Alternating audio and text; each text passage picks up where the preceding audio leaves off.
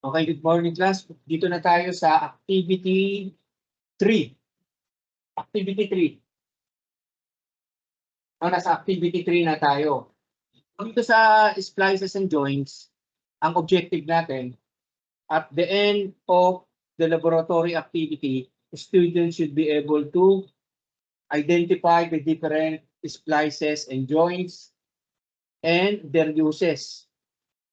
So, draw at least 10 different splices and joints. Perform the 10 splices and joints that is electrically and mechanically secured. Develop the proper use of hand tools and in doing the splices and joints. So, dito muna tayo sa technical information. Okay? So, napakahalaga nitong splices and joints kung ikaw ay i-require na magdagdag ng haba ng wire para sa para maduktungan yung connection ng wire na kinakailangan mo para sa wiring system, no? Para maduktungan. Ang unang step sa pag-splice and operation ay tanggalin mo yung insulation ng wire or kikis-kising mo, no? Ng liha o kaya ng knife, i-scrape mo siya mula doon sa wire. And then, i-sharpen mo yung pencil, no? So, kinakailangan ng pag-iingat para yung wire ay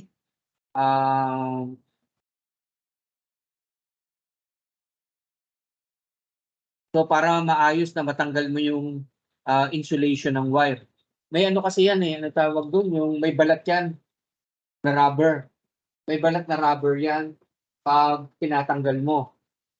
So, madalas nagiging problema dyan ng estudyante na aksidente sila dahil nasusugatan nila yung kamay nila. Nagkakaroon sila ng cut sa kamay nila dahil sa pagkakamali nila sa pagtatanggal ng balat ng wire, no? So,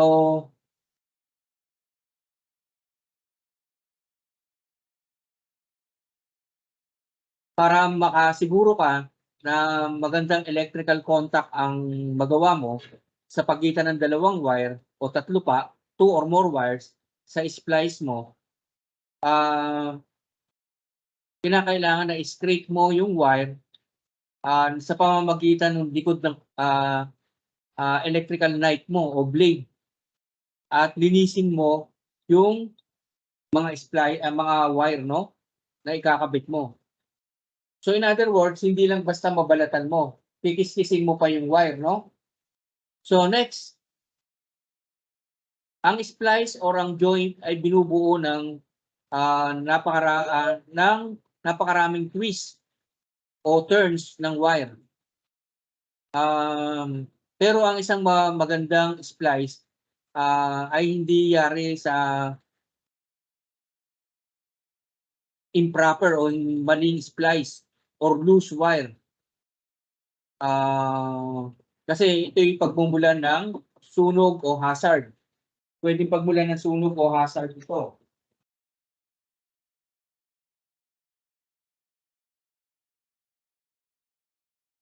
Hanggang kahapon, no? Wait lang, nagtaklase ako.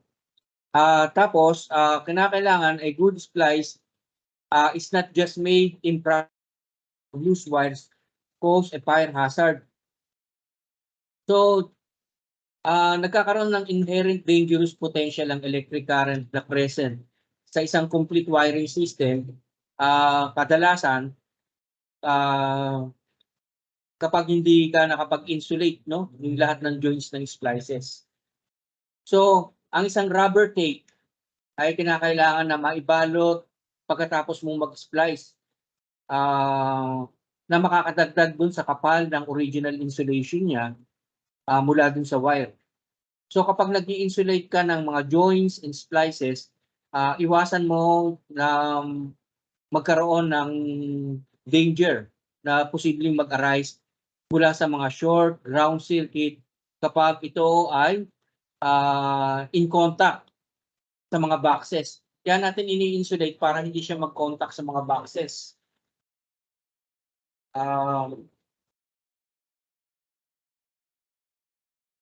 Boxes, plumbing, and other conductive materials. Kasi class, usually itong splices and joints, ito na mismo yung ginagawa mo kapag ikaw ay nasa job site. Pag nasa job site ka na, ganito yung ginagawa mo, no? So, nakikipag-coordinate ang mga electrician sa mga ibang member ng job site o ng construction, katulad sa mga plumber, sa mga mechanical, kasi baka mamaya yung wire na ginagawa mo na ini-splice mo ay dumikit doon sa tubo nila na metallic, no? Iniiwasan natin na mangyari ito. Other conducting material devices in the case of slow burning or weatherproof wires. Sufficient ito para sa friction tape equal dun sa original thickness ng insulation na nakabalot sa splices and joints. So kapag ini-insulate mo yung wire at saka joints ng splices, iniiwasan mo yung magkaroon ng delikado na katulad ng short, ground, kapag itong mga wire na ito ay nag-contact na sa outlet boxes ng plumbing at iba pang conducting materials ng device. So ito yung mga technical terms na dapat niyong tandaan. Yung top, ano ba kaibahan ng top, splices, at saka joints? Yung top, ito ay koneksyon ng mga intermediate o mga electrical connection na yari, no?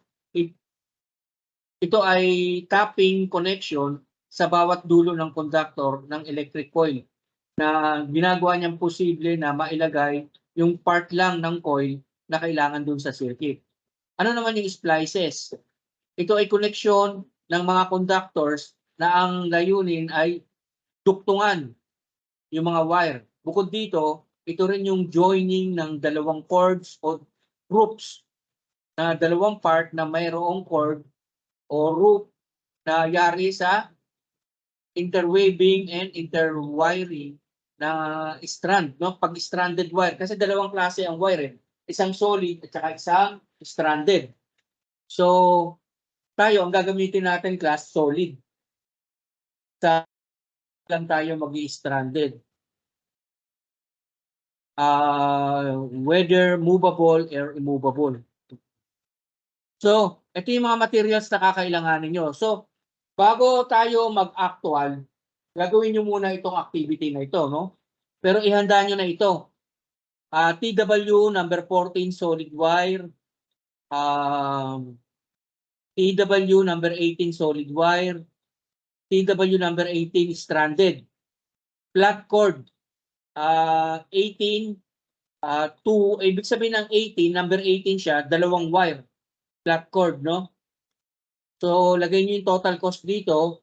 Yung unit cost, yung per meter kung magkano. Yung total cost, lagay nyo rito. So, treasurer, please take note.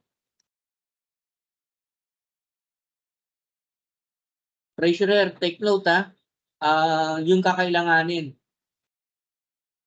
Huwag muna kayong bumili. Ako magsasabi sa inyo kung kailan kayo bibili. So, yung mga tools and equipment needed. Ihanda nyo na to, class ha. Individual to. Kaya sa inyo naman mapupunta to, iuwi nyo to, no? Electrician knife. O simulan nyo na maghanap ng electrician knife. Sa Raon may nabibili nito. Steel tape o ruler. Yung metro. Class, metro ha. Maganda kayo ng metro. Long nose pliers. Diagonal pliers.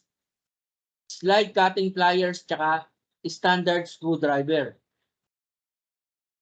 So, ito yung mga procedure, no? Rat tail is used on parts of the wiring where there is no pulling stress. So, ang rat tail, ginagamit ito sa mga wiring na walang kinakailangan na paghila, no? Stress na paghila. Ginagamit ito sa loob ng utility box na kung saan yung mga wire ay hindi naka-subject sa tension o yung tension na tinatawag yung hinahatak, no?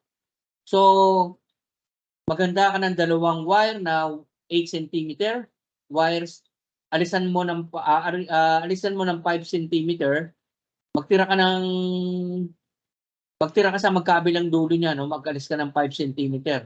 So, sa 8 cm, tatanggalan mo siya ng 5 cm, magtitira ka ng 1.5 cm sa magkabilang dulo. So, insulating from each wire. So, i-cross mo yung wire at an angle of 60 degrees, i-twist mo yung wire together making at least 5 turns, bend 0.5 cm of twisted wires. Long nose pliers, diagonal side cutter, and utility knife. So first, have two wires cut around 3 to 4 inches.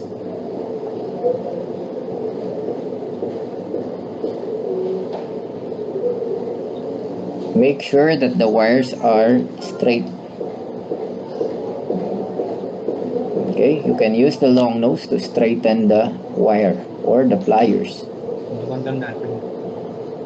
Remove the insulation of the wires around 2 to 3 inches using utility knife.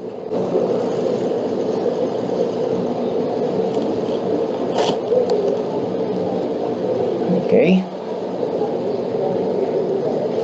So be careful in using the utility knife.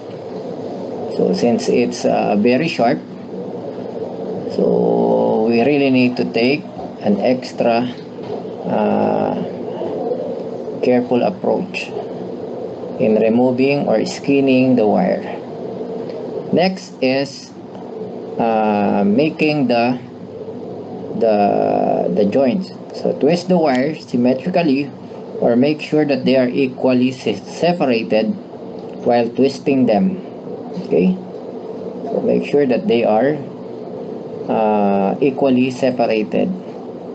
Okay, so hand twist until you reach the point that it's already hard to twist. So if it's already hard or difficult to twist the wire, use the combination of pliers to twist and hold the wire. So one pliers to hold the wire, okay, and the other one to twist the wire. So maintain the separation of the two wires. Okay, so using the two pliers, you can also tighten the joints by twisting the splice using the combination of pliers. Okay, so if you feel that the wires are already tightened, so you can do the final touch. Okay, so straightening the wires, okay, and then cutting the excess wire. Okay, so you can use the diagonal side cutter to remove the excess wire. Now you're done. Congratulations. So, rat tail yung nauna, no? Sumunod, dito naman tayo sa terminating fixture joint. Ginagamit naman ito kapag yung fixture wire kadalasan ay number 18, ito ay kinokonekta sa isang nagduduktong na branch ng wire. So maganda ka daw ng 8 cm na wire at saka 15 cm na fixture wire. So, di ba, pakinggan nyo maigi, prepare 8 cm branch wire at saka 15 cm fixture wire. Alisan mo ng insulation ng 5 cm sa branch wire at saka 12 cm dun sa fixture wire. I-cross mo yung wire ng 60 degrees angle, balutan mo ng fixture wire simultaneously around heavy wire. So, i-bend mo raw yung 0.0 cm mula dun sa end ng heavy wire and close mo ng part ng fixture wire, no? Terminating fixture joint. Will make is a terminating fixture joint. Okay, so in terminating fixture joint, still we can use these 4 tools and 2 wires will be joined together. Okay, so as you can see, one of the wire is short, the other one is long. Okay, since will for the short wire, we'll just strip about 1.5 inch.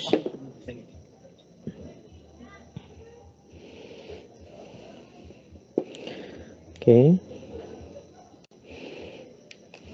and the longer wire will be strip about 3 inches. Sa monitor. Yung sa kapatid. Para po yun yung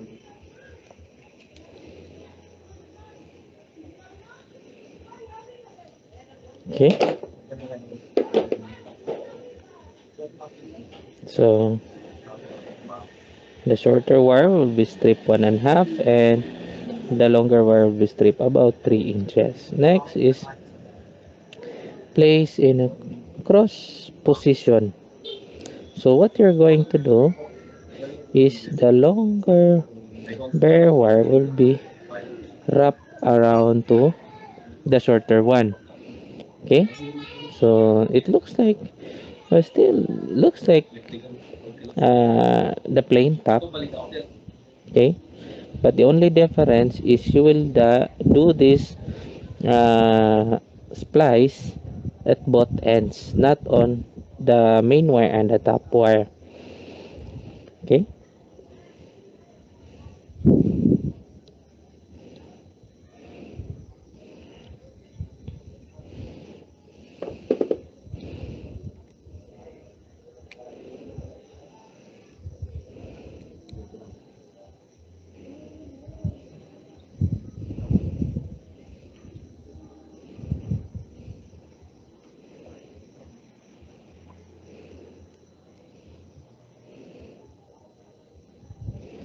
so hold using the long nose pliers and tighten using the combination pliers.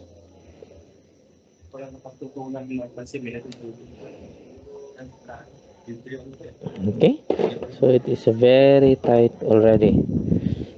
Okay, then Kung mapapansin nyo, dalawang wire yan ha.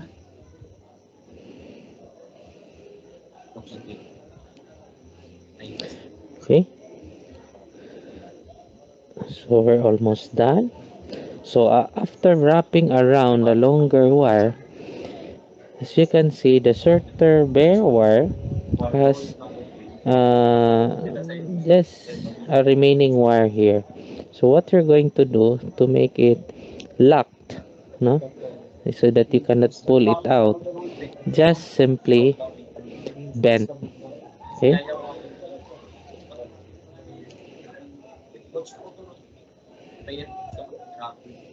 and that is what we call the terminating fixture joint.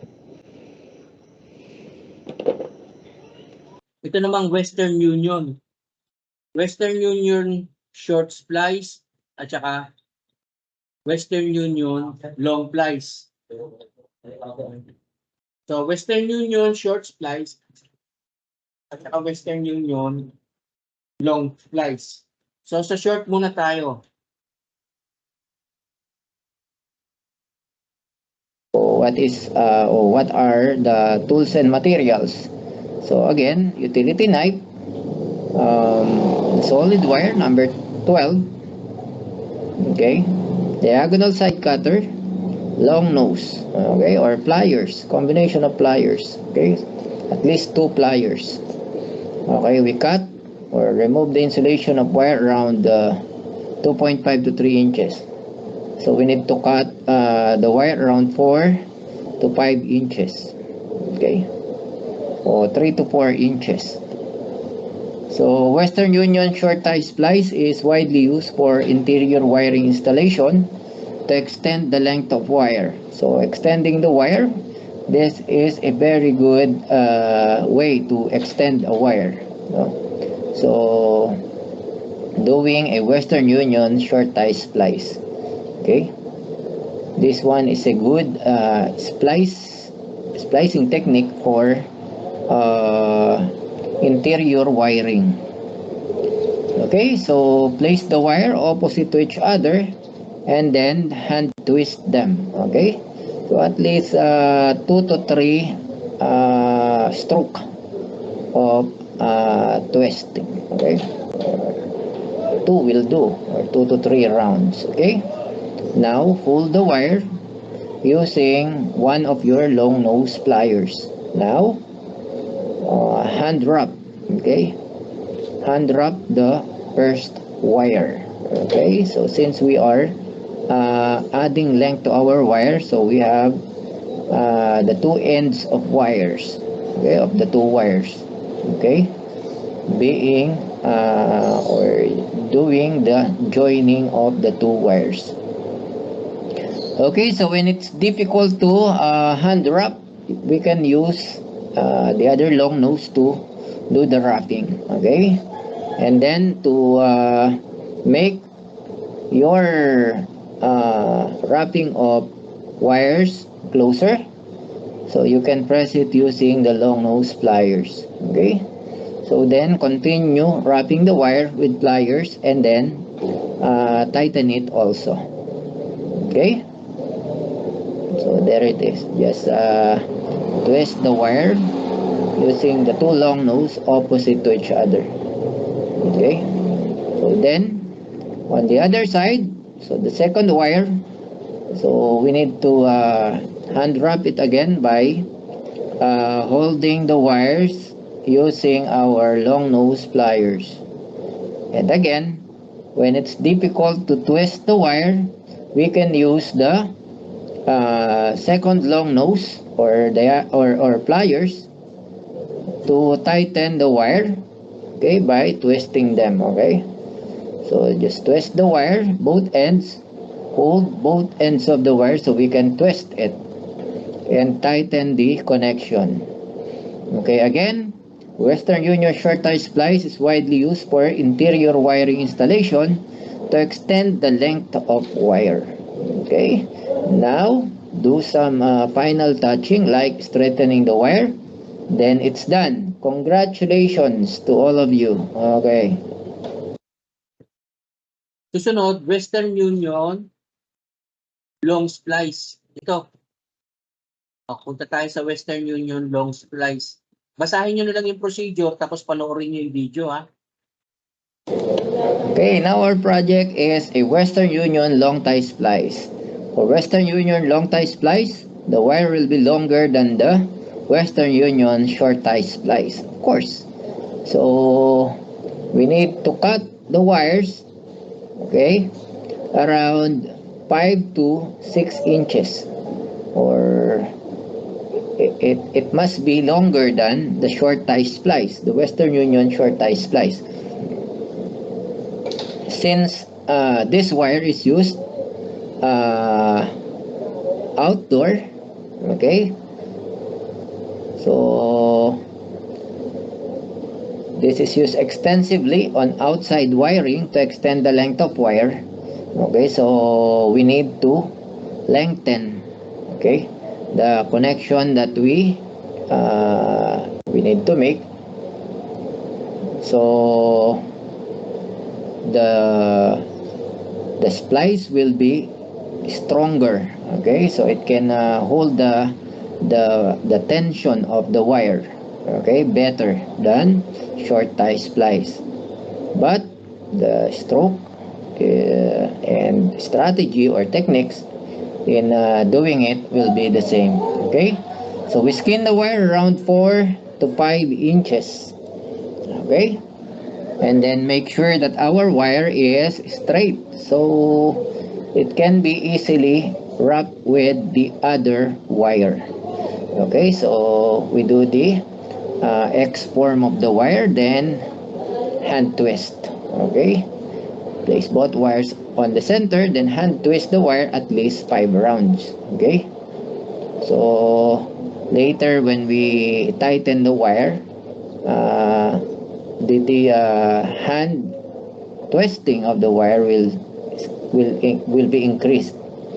Okay, so as you can see, we need to hold the wire on the other side, then the other side we need to hand wrap the wire on the first wire, since we are simply extending the wire, so we are only working on both ends of the wire. Okay, so when it's hard to twist using our hand, we can use another long nose or pliers to wrap the wire. Okay, and to make them the wrapping closer, okay, the wrap wire, so we can press it using our long nose pliers. Okay, so again, hold the wire to wrap the opposite side or the second side of the wire. Okay, so this will basically strengthen the connection of the wire. Okay, so both ends hold their wire. Okay, hold their ends. Okay, so to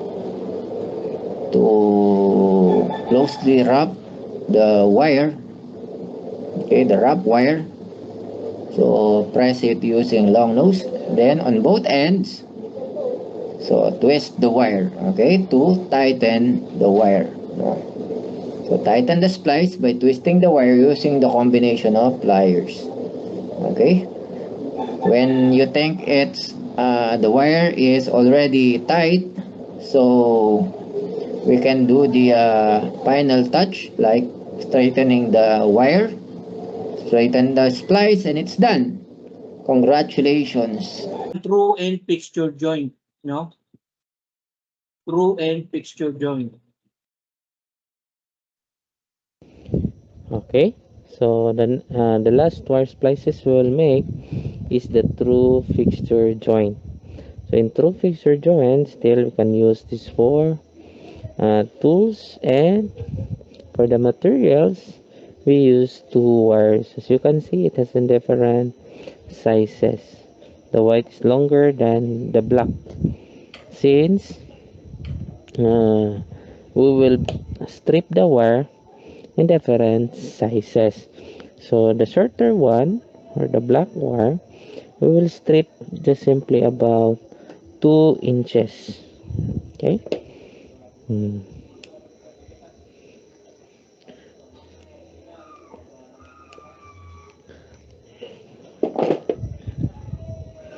Okay, again I just use my middle finger just to estimate the length of the wire, which is about 2 inches, and the other one is about 4 inches, so double to the first wire we strips. So from here to here. Okay, so more or less it is a 4 inches.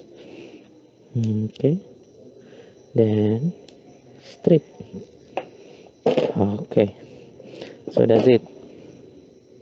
So the longer wire is strip about 4 inches, and the shorter wire is strip about 2 inches. Okay, next is we'll place it on the same length.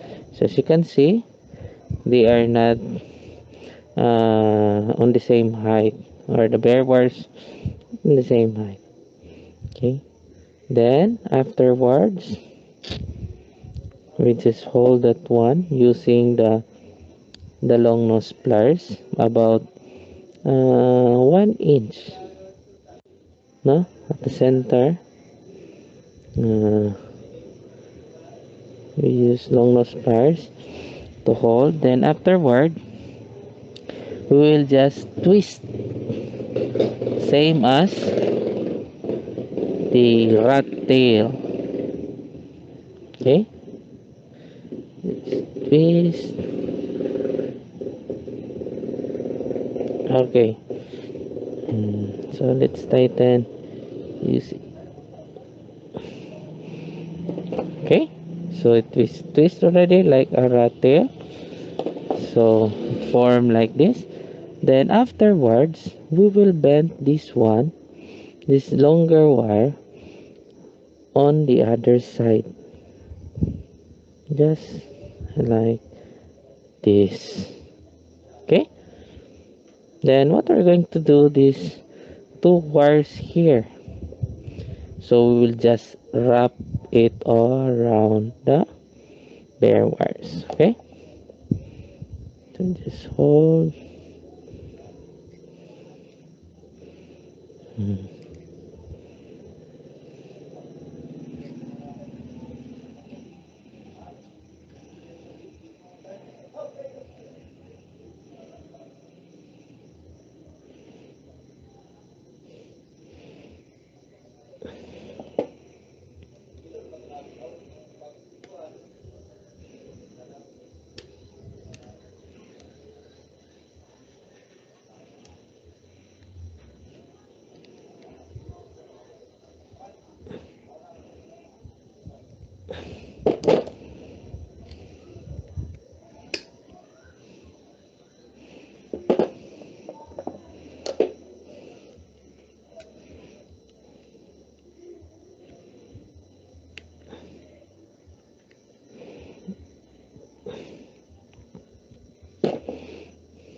Okay, so here is the finished product of the true fixture joint.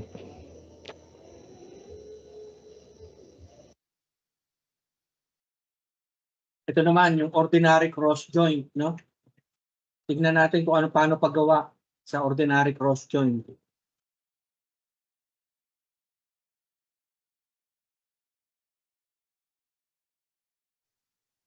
Okay, so the next wire splices we will make is the cross joint. So it is the combination of two plain top joint.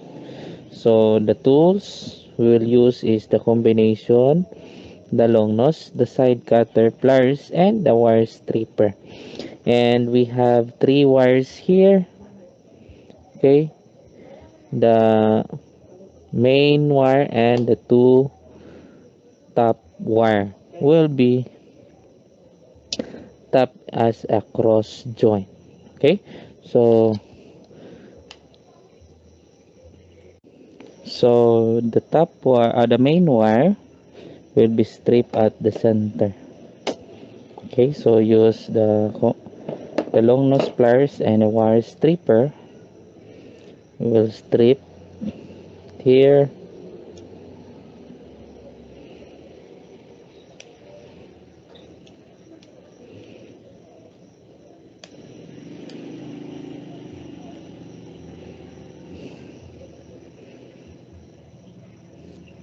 Okay, then we'll cut here.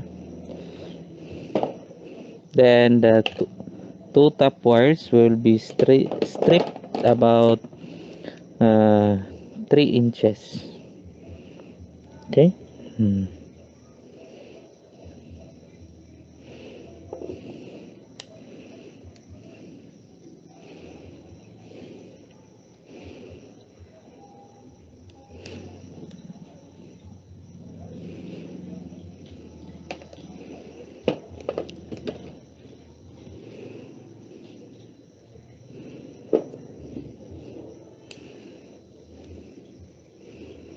So the same also with the second top wire.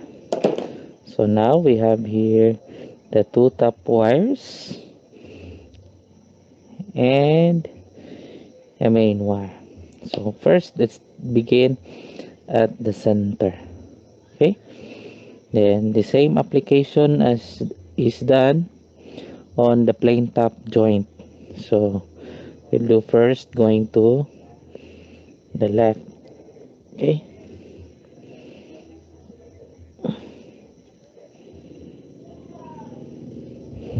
so if that's the case, it curved. So what you're going to do is to straight it again. Okay, so that we can hold tightly. So we'll use the long nose pliers. Then make sure that no gaps between each turn. Okay.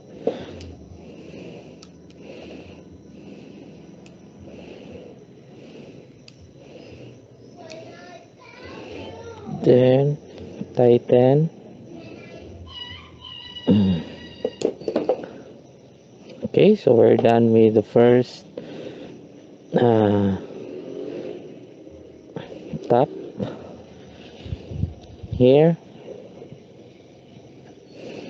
Next is the other one. So if we place it here, the other one is on the other side. Okay, so to make it easier, we'll just simply turn. Okay, then wrap it around. Okay.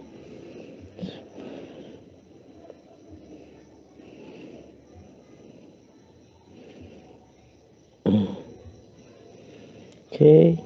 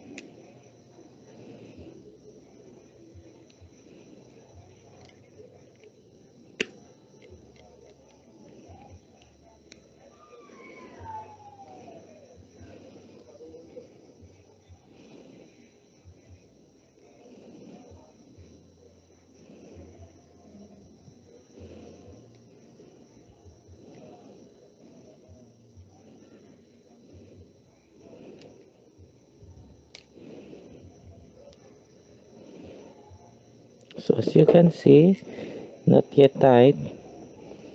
No. So there are a little bit gaps between each turn. So using the long nose, we tight it closely. Okay. Then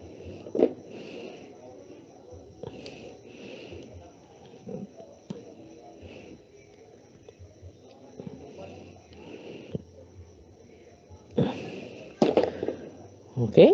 So here is the finished product. So as you can see, there's a quite uh, shall we say not so tight. So what we're going to do is to tighten again, because those uh, lost contact will create a short circuit or overheat on the wires. So we should it tighten. Okay, so until it cannot move, so it's very strong. So this is our finished product for the cross joint. Yung tinatawag na double wrap cross joint. Okay? Double wrap cross joint.